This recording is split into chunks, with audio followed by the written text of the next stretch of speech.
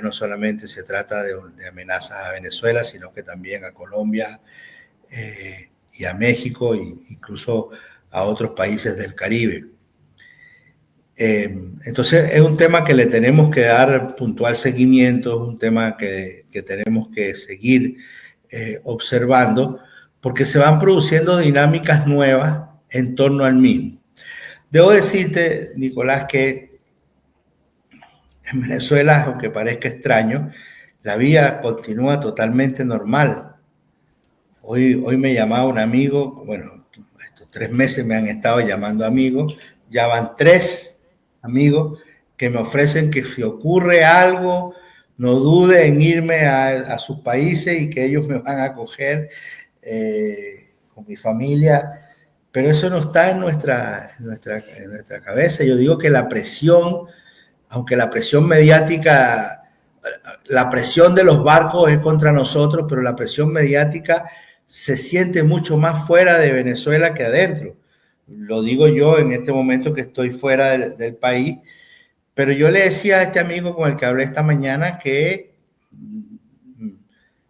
porque él estaba preocupado, o sea, era una preocupación sana, no era una preocupación morbosa ni nada, era una preocupación sana por amistad, por fraternidad, no solamente conmigo, con el país, con el pueblo venezolano. Pero lo cierto es que en Venezuela la vida continúa totalmente normal. O sea, el sábado yo me reuní con mis hermanos, nos comimos una torta, el domingo en la mañana yo llevé a mi hijo a unas competencias deportivas, mi esposa está trabajando, mi hijo va a la escuela todos los días, practica deporte, el domingo anterior fuimos a la playa, el martes o miércoles tuve un almuerzo con amigos, con unos amigos con los que nos reunimos a conversar un poco de política, un poco de literatura, nos reímos. O sea, no sé cómo decirlo, pero la vida en Venezuela no se ha interrumpido, la vida en Venezuela no se ha alterado. Por supuesto que hay una tensión latente, por supuesto que se han movilizado 200.000 venezolanos que tienen responsabilidades directas en la defensa. Yo estoy en contacto porque doy clases en la Universidad de la Fuerza Armada y ahí las clases continúan con total normalidad, no hay oficiales que hayan sido sacados de la universidad porque tienen que ir a cumplir, no. Su misión es estar en la universidad, dar clases o tienen responsabilidad administrativa y ahí están. Ahora hay una tensión que el gobierno, el Estado está manejando, que ha significado la movilización del partido. Mira, Nicolás, no sé cómo va a terminar esto, pero lo cierto es que termine como termine, va a concluir con altos niveles de organización y de movilización popular en Venezuela. Se ha producido una aceleración de los procesos de organización social y política de los ciudadanos del país.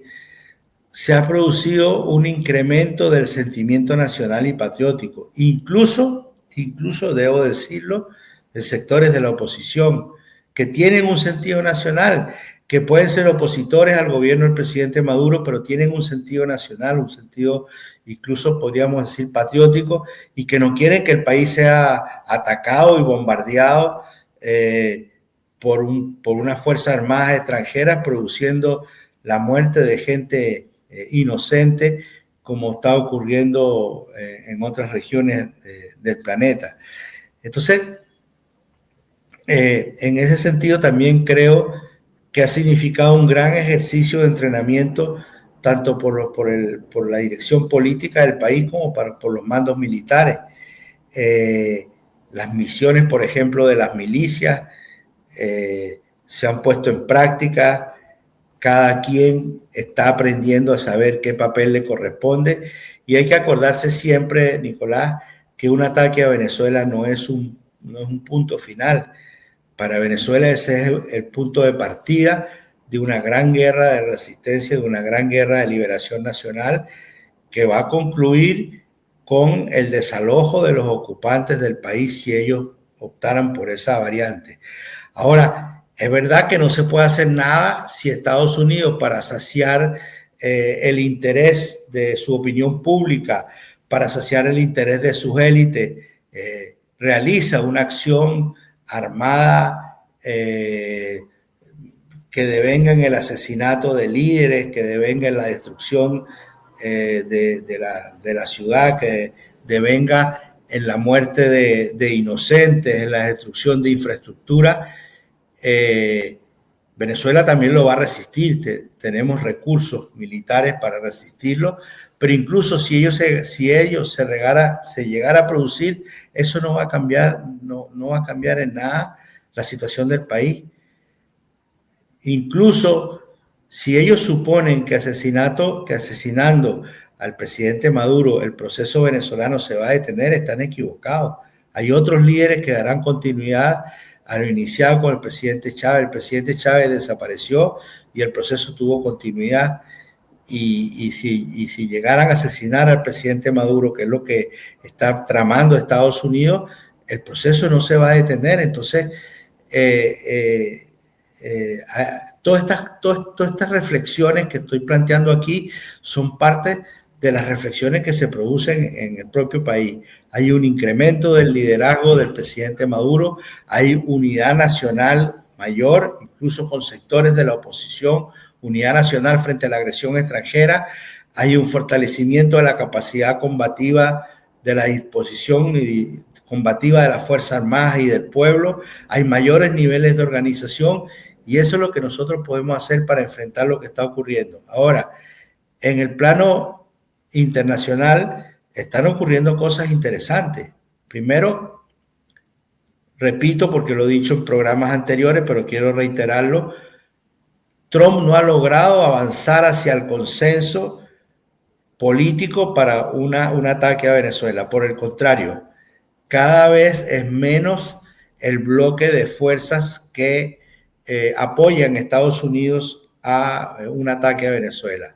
La última votación en el Senado de Estados Unidos fue 51-49, o sea, el país está completamente dividido en torno a eso.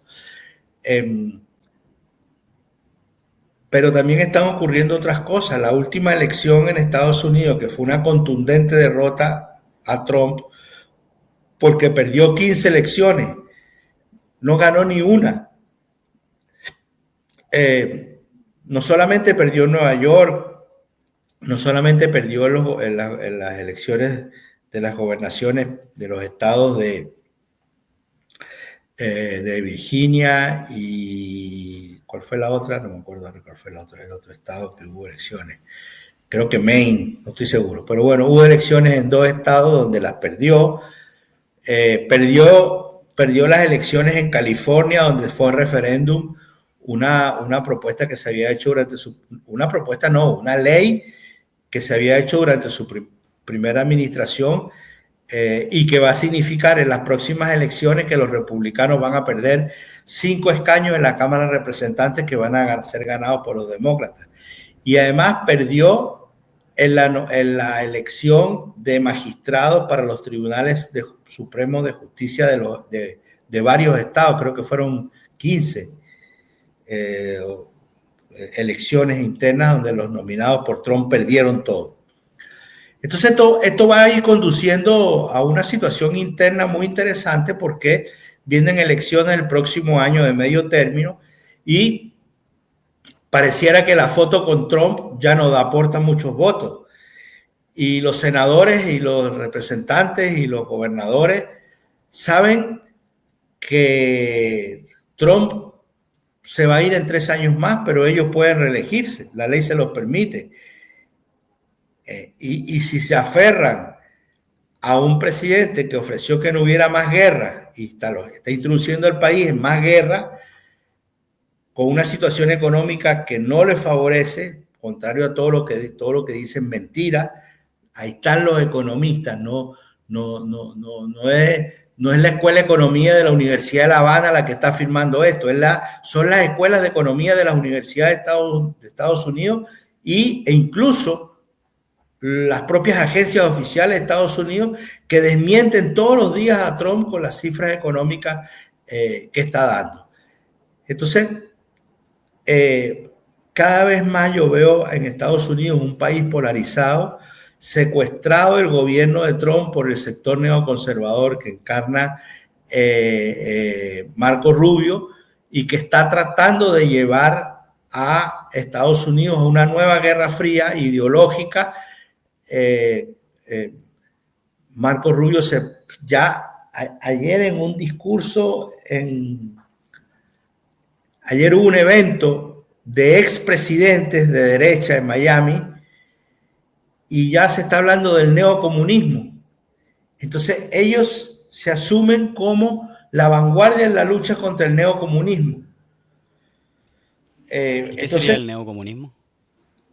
El neocomunismo sería, así como antes se hablaba de la penetración soviética en el mundo en el siglo pasado, ahora el neocomunismo sería la acción del Partido Comunista de China en el mundo, a lo cual le atribuyen toda la inserción de China en África, en Asia, en América Latina, y el hecho que existan países que sean aliados de China, en el caso de América Latina, Cuba, Nicaragua, Venezuela, pero incluso ahora también ya están incorporando a Colombia, ya están incorporando a México, y entonces todo esto en un discurso de la Guerra Fría lo caracterizan como neocomunismo, entonces se asumen como una cruzada de lucha ideológica para salvar el mundo libre, democrático, occidental, etcétera, etcétera. Entonces, bueno, ¿qué está produciendo esto? Ahí están las elecciones de Estados Unidos. No fueron neocomunistas los que ganaron. Fueron sectores imperialistas que en la realidad de Estados Unidos son de izquierda, en la realidad de Estados Unidos. Yo los llamo así, yo los llamo imperialistas de izquierda, porque están en contra de Cuba, de Venezuela y de Nicaragua, pero tienen en política interna, tienen una serie de propuestas de carácter social que podría asumir cualquier gobierno socialista en cualquier lugar del planeta. Entonces nos enfrentamos a nuevas definiciones político-ideológicas que tenemos que ser muy cuidadosos, porque no dejan de ser sectores imperialistas que están de acuerdo con la dominación del mundo por parte de Estados Unidos, pero quieren que eso se haga actuando como gente buenita. Y eso es Oye, lo que Sergio, claro.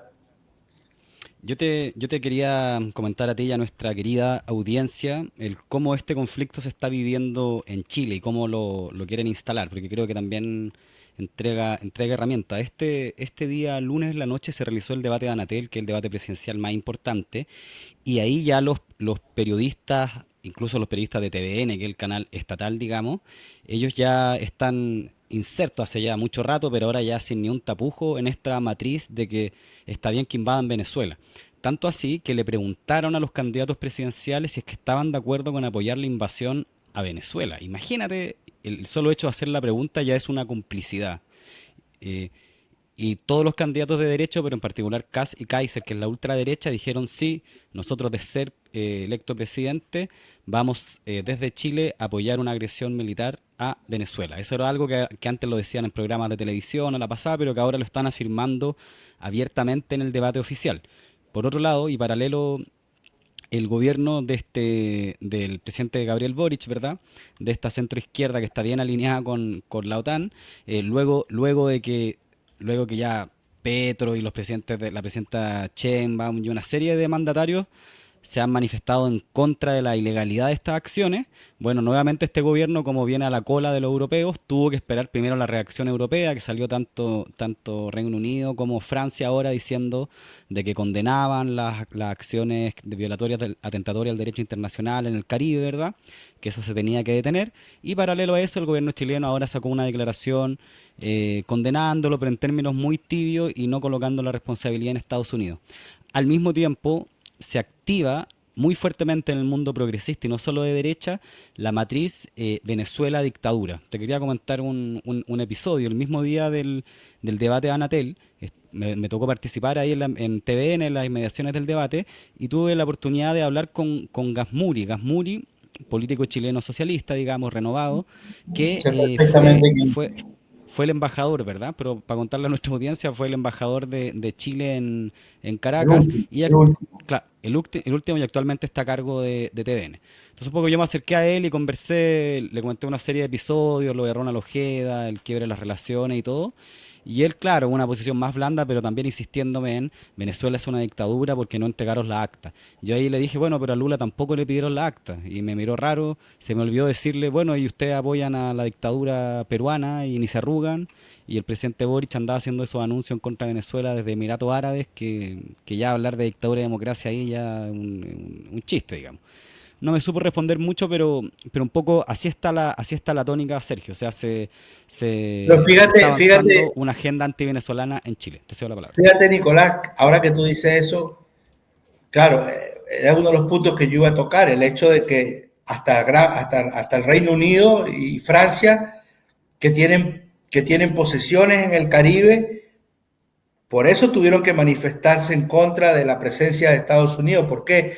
Porque esas posesiones, en el caso de Francia, por ejemplo, Martinica y Guadalupe, que son islas, y también las Islas Vírgenes Británicas, hay posesiones de esos países, todavía posesiones coloniales en el Caribe, y esas posesiones viven del turismo, y ese turismo está siendo afectado. Entonces son nacionales franceses y nacionales, ya no son solamente venezolanos, colombianos, sino que son nacionales franceses, nacionales ingleses los que están siendo afectados, y por eso reaccionan.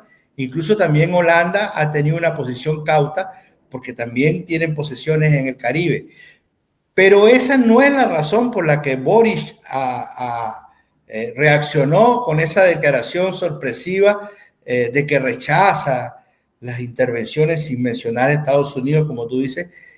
Lo que motivó eso, desde mi punto de vista, es que para él era muy difícil aparecer en la misma trinchera con Kaiser y Kass en las inmediaciones de una elección. O sea, Kaiser y Kass dijeron abiertamente que están de acuerdo con una invasión. Entonces tuvo que hacer una declaración para estar en la oposición, pero responde estrictamente a una declaración de carácter electoral. Absolutamente. Porque esperó 16 semanas desde la presencia de los barcos de Estados Unidos en el Caribe para darse cuenta que no podía ser aceptable esto en el marco del derecho internacional. O sea, es un tipo tan cobarde y tan mediocre que tiene que esperar la declaración de sus contrapartes de la extrema derecha para tomar una posición frente a algo que es aberrante, frente a algo que es violatorio de acuerdos internacionales firmados por Chile. O sea, ya no estamos hablando ni siquiera del derecho internacional, estamos hablando del derecho interno. Chile es suscriptor del acuerdo de la CELAC que dice que América Latina y el Caribe es una zona de paz. Entonces, eh, estas cosas están ocurriendo. Y así como comienza a ocurrir en Gaza, respecto de Gaza, la situación de Palestina, como está ocurriendo en África, hay un proceso, Nicolás, en el mundo de toma de conciencia. A los ciudadanos del planeta no lo van a poder seguir engañando eternamente. El imperio está en decadencia. Yo no digo que la decadencia signifique que va a caer en los próximos años. No sé cuánto va a durar. Pero ya hoy están atravesando una crisis que no es una crisis cíclica. El capitalismo producía crisis cíclicas para ajustarse y eran manejadas. Esta es una crisis de carácter estructural. Ya se atisban elementos de carácter estructural, y entre estos elementos de carácter estructural están los elementos de carácter ético y moral. Por eso escribimos el artículo. Ya están perdiendo la guerra científica y tecnológica. Están perdiendo la guerra cultural, moral, ética. No son capaces de solucionar los problemas del planeta. Hay 800 millones de hambrientos en la Tierra, hay 1.200 millones de personas que no tienen derecho al agua. Eso es lo que el capitalismo le está dando a la Tierra. Entonces, está comenzando a emerger una alternativa. Y esa es un parto, Nicolás, es un parto. Y las mujeres saben cuánto duele un parto. A uno se lo cuentan. Pero cuando uno habla con nuestras compañeras, con nuestras madres, con nuestras hermanas, con nuestra esposa, te cuentan el dolor que significa un parto. Bueno, la tierra está pariendo un nuevo sistema y los partos son con dolor, son con mucho dolor. El dolor del pueblo palestino por el asesinato de 70.000 de sus hijos, de los cuales 30.000 eran niños, es parte de este parto del nuevo sistema internacional que está ocurriendo en el planeta. Y el Caribe no está ajeno a esta situación. Y yo estoy seguro que si se llegara a producir una acción militar de Estados Unidos contra Venezuela, es muy probable que muchos gobiernos de derecha, incluyendo el gobierno de Chile, que sigue siendo, no sé por qué, caracterizado como un gobierno de izquierda, progresista, yo no sé en qué contexto, yo creo que es en el contexto de Israel. Acuérdate que en Israel el gobierno de Netanyahu es considerado de centro derecha, ¿no? Porque tiene un partido que está hay un partido de extrema derecha y otro de ultraderecha. Bueno, un poco lo mismo que pasa en Chile, es lo que yo digo, la irrealización de la política, en que al haber un candidato de extrema derecha, no sé si es Kast o Kaiser, uno de ultraderecha, no sé si es Kast o Kaiser, y una candidata de derecha, Evelyn Matei, entonces en ese espacio aparece el gobierno de Chile como un gobierno de izquierda. No, está a la izquierda de esos gobiernos, pero sigue siendo la derecha, porque no se puede ser de izquierda y neoliberal, no se puede ser de izquierda y apoyar al gobierno nazi de Ucrania, no se puede ser de izquierda y subordinarse a Estados Unidos. Entonces es un gobierno de derecha y su candidata es una candidata de derecha. Es lo que yo llamo la israelización de la política. Otro tanto ocurre en España. Hay una situación en el mundo en que está ocurriendo esto, hay un desplazamiento hacia la derecha por las insuficiencias de la izquierda. Acordémonos que Hitler llegó al poder por vía electoral y Mussolini también. ¿Por qué? Porque en un momento de crisis no hubo una alternativa de izquierda que le señalara al pueblo el camino. Entonces, frente a eso se imponen estas alternativas fascistas y neofascistas, frente a las cuales